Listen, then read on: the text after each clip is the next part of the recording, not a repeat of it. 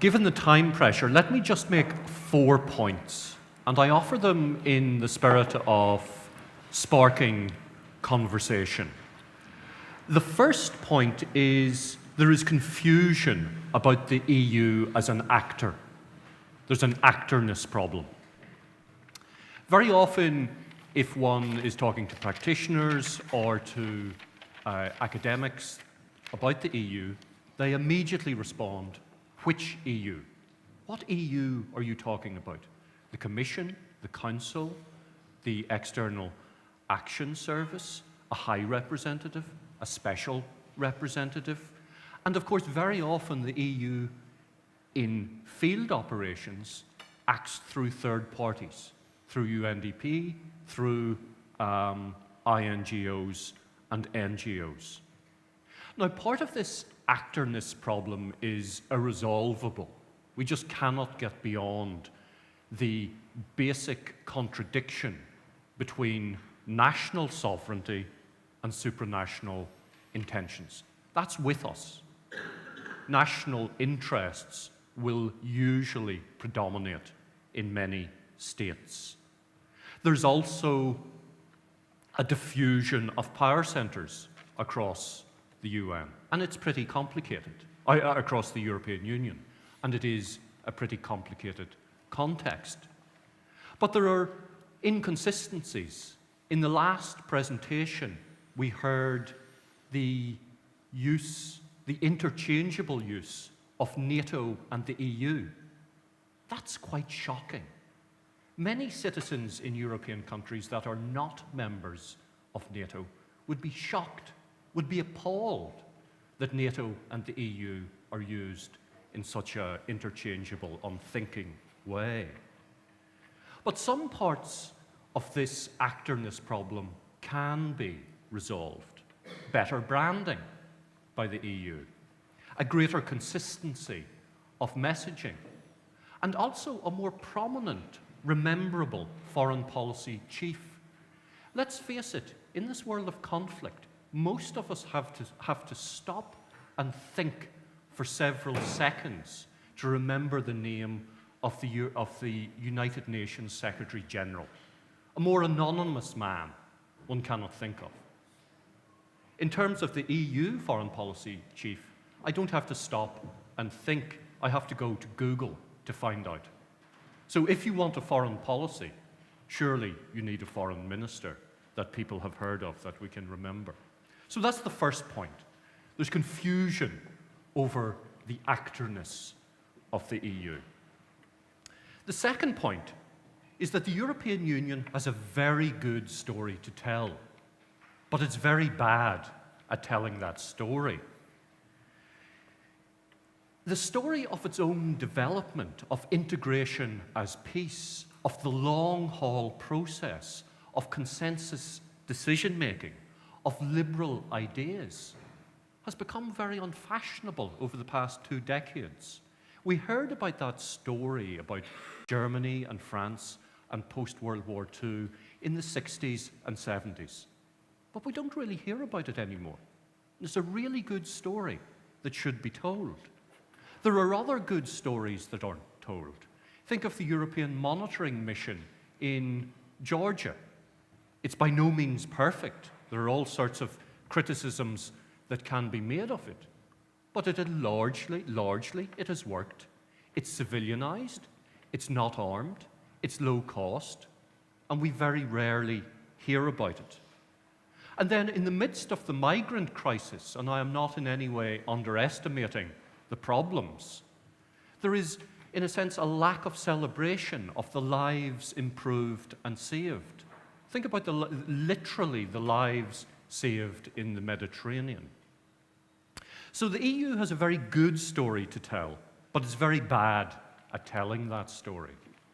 And then the third point is that the EU has a very bad story to tell, and it's excellent at telling that story. Open political squabbles over the migrant crisis.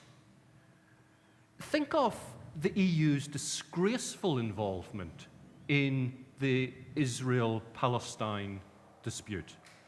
Its inaction, its embarrassing role in the quartet, where it has no legitimacy, zero legitimacy.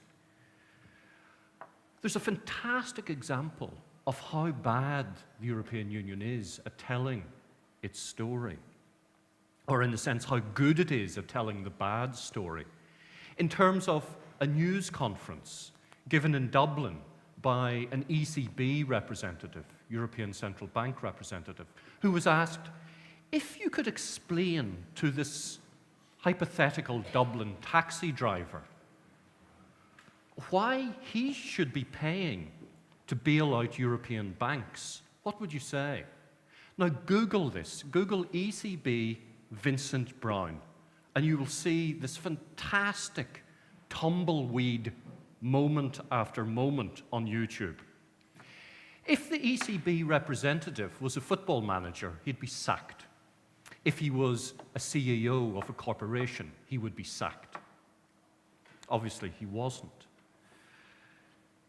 It's very clear that the EU's involvement with the debt crisis of some of its members and its wider economic system has not been a liberal peace. It's been a neoliberal peace. It has involved a certain degree of violence through the chasing of debts. And the EU has been superb at telling that really bad story, as publicly as it can and in such a poor way as it can. And then my fourth and final point is that the European Union faces a crisis of access. There's no pun intended, given that this event is sponsored by Access Europe.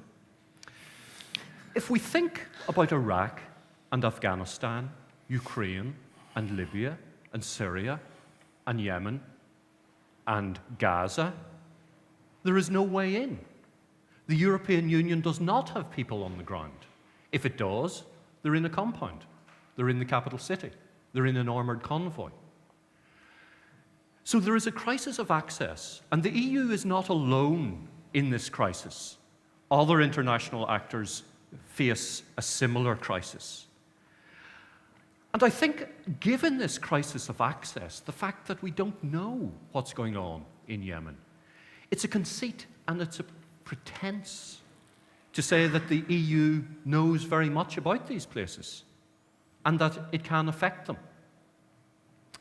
So, this crisis of access is actually a crisis of legitimacy. If you cannot access a conflict area, somewhere that there are humanitarian problems, then you cannot expect to be taken seriously by the people there. So the crisis of access is a crisis of legitimacy. And that calls for, and this echoes a point that was made by Ben Crum at the beginning, that calls for a foreign policy of modesty, of humility, of honesty. And this is where I diverge very sharply from our opening presentation, which calls for hard power, albeit in addition to soft power. Let's think what hard power has done for the European Union. In Afghanistan, it made it worse. In Libya, it made it worse. In Iraq, it made it worse. And let's think what hard power can do in Yemen. It can kill a lot of people, as the Saudis are doing. In Syria, it can kill a lot of people too.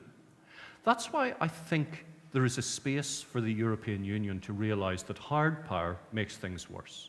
It might make some people feel good about themselves, certainly arms manufacturers. But there's a space here, surely, for creativity and innovation. And that means not turning back the clock to hard power, because let's face it, the longue durée of European history is a history of hard power. Surely we can look forward. And let's not call it soft power and think of this binary of hard power and soft power, but think of innovative power, creative power, new ways of thinking, because very many of the old ways have led us to Iraq, Afghanistan, Ukraine, Libya, Syria, Yemen, and Gaza. Thank you.